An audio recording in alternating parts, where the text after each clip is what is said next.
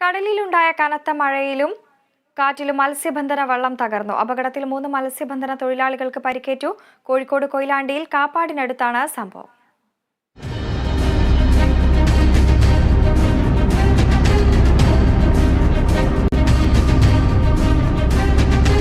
ഇന്ന് ഉച്ചകഴിഞ്ഞാണ് കൊയിലാണ്ടി കാപ്പാടിനടുത്ത കടലിൽ ശക്തമായ കാറ്റും മഴയും ഉണ്ടായത്.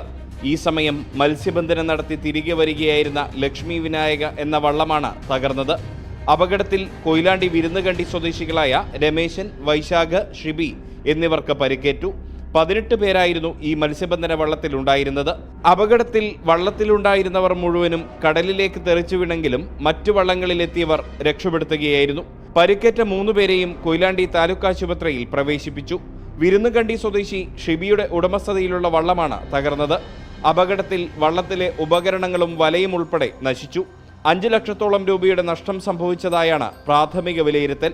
അപകടത്തിൽ തകർന്ന വള്ളം കൊയിലാണ്ടി ഹാർബറിലേക്ക് മാറ്റിയിട്ടുണ്ട്. Riyas KMR, Kerala vision news, Kozhikode.